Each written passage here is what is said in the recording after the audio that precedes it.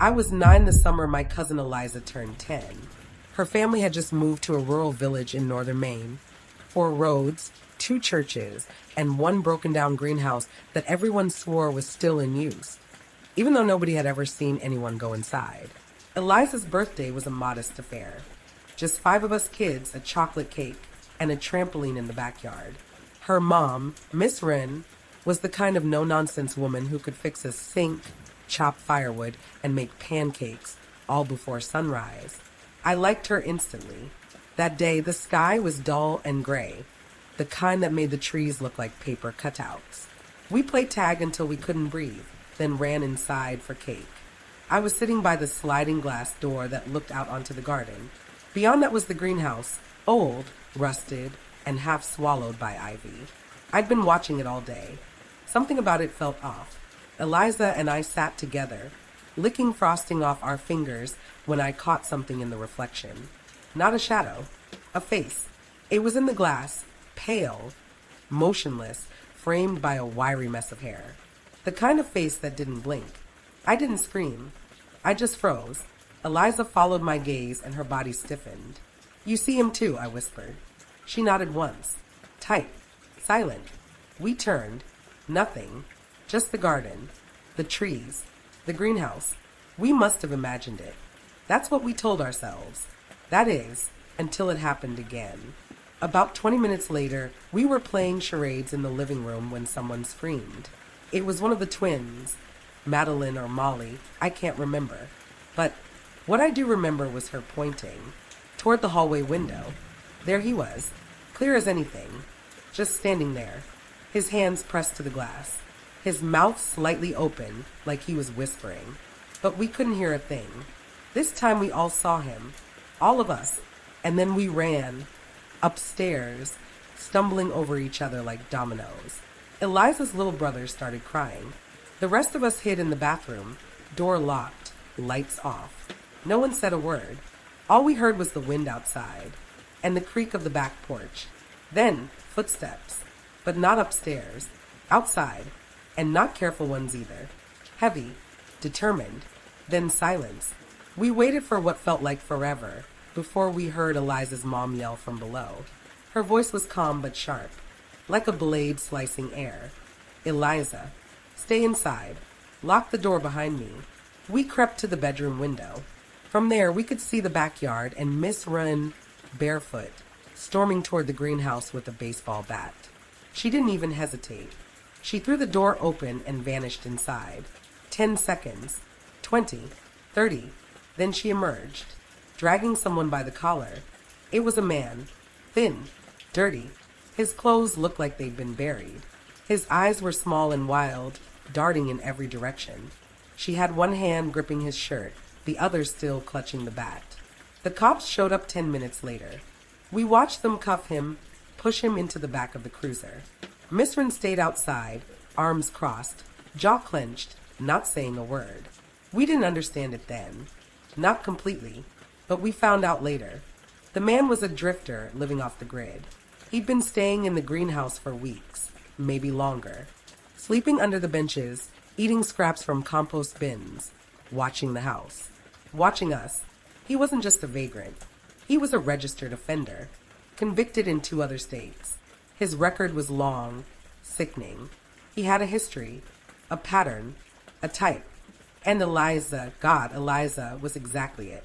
The cops said we'd likely interrupted something before it began. That if Eliza hadn't seen him, if Miss Wren hadn't acted fast. They didn't finish the sentence. They didn't have to. By the end of that week, Eliza's parents had put the house up for sale. They packed up and left within the month. No goodbyes, no forwarding address, just gone. I didn't see her again until years later, by accident, in a bookstore in Boston. She didn't recognize me at first. I couldn't blame her. Time does that. It protects us by erasing details, blurring things. We talked for a minute, awkward and distant. She looked good, strong, like her mother. Before she left, I asked if she remembered the man at the greenhouse. She hesitated, then nodded. "I still have dreams about it," she said. "But in them, he gets in." I didn't ask what happened next in the dream. I didn't want to know.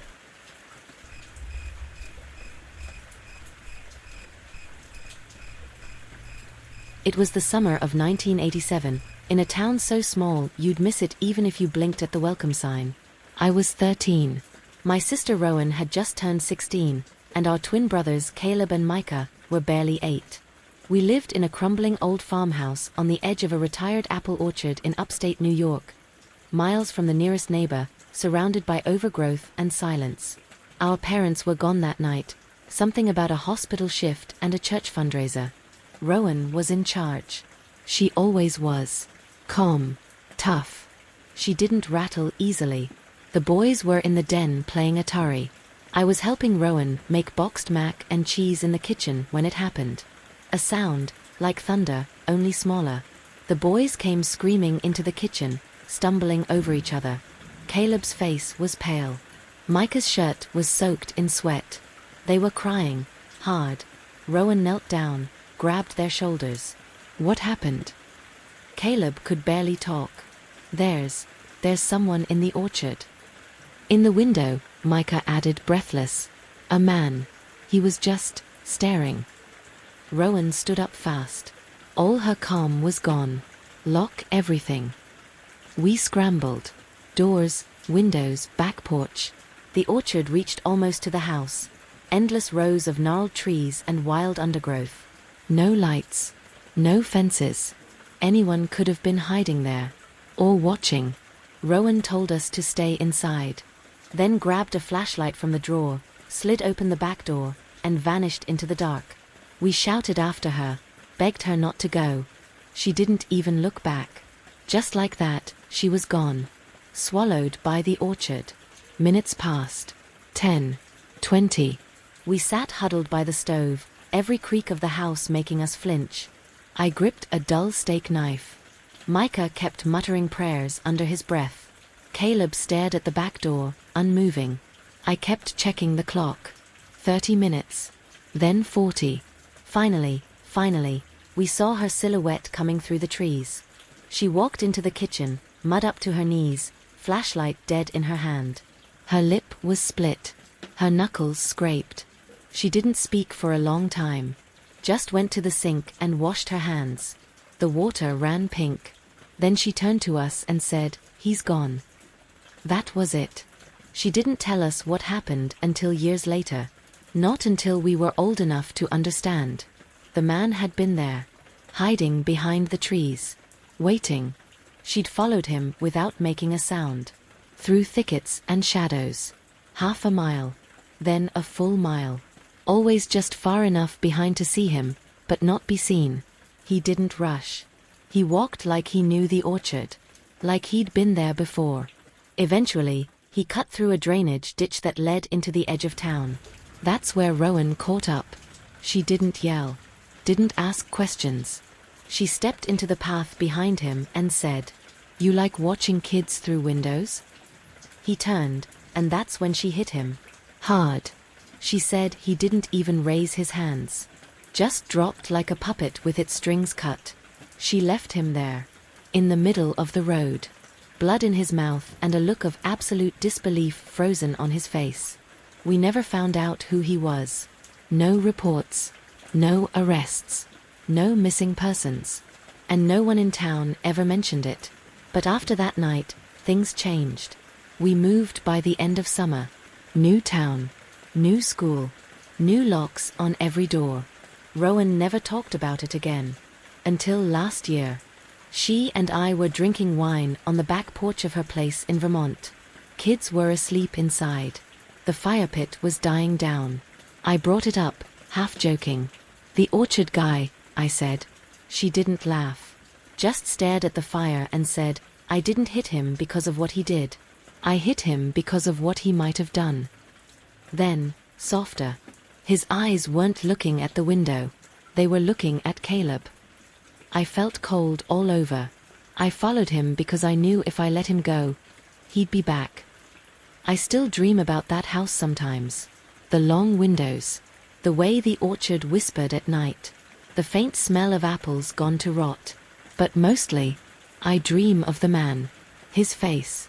Or rather, the way Rowan described it. Not angry. Not scared. Just surprised.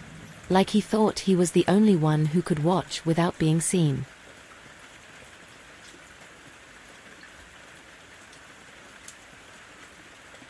They say nothing ever happens in the quiet towns. That in places where nothing moves past dusk, you're safe. But I learned something at 16 that I've never unlearned. Nothing happens until it does. My parents had just started working back-to-back night shifts at the local clinic.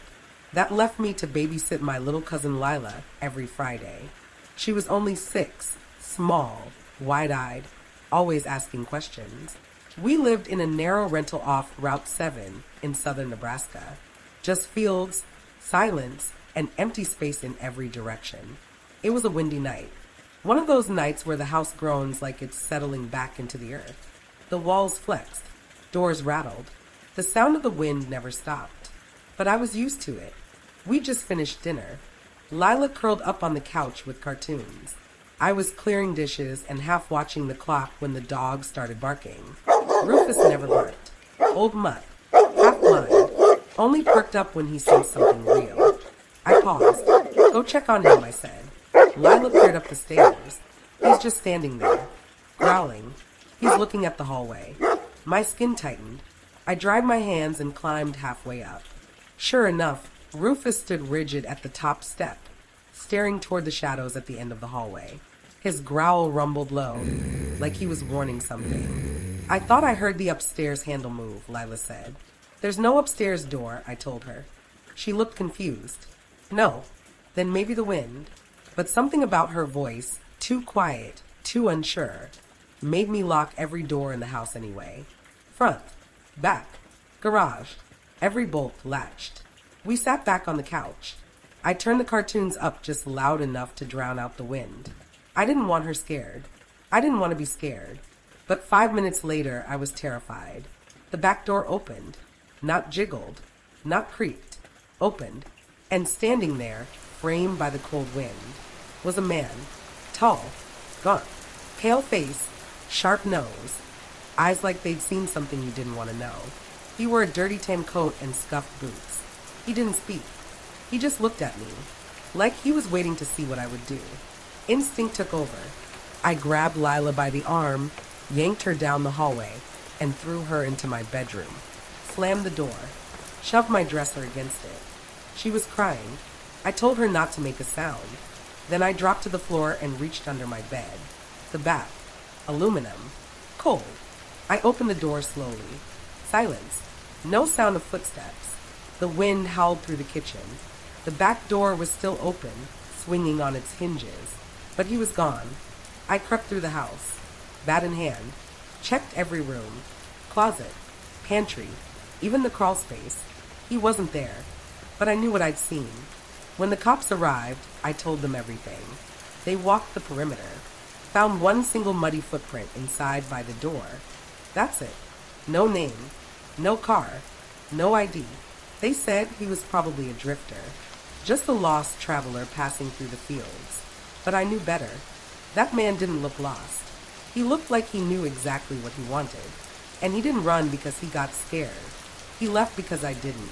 The officer told me not to worry. Said it was likely a peeping Tom. But I remembered something I'd once read. Sometimes peeping Toms escalate to worse crimes. And that stuck with me. Because I don't think he came to watch. I think he came to try something. And when he saw I had locked the doors, when he saw me move, act, fight, he decided it wasn't the right night. That's the only reason I'm still here. We moved out a few months later. My parents didn't argue.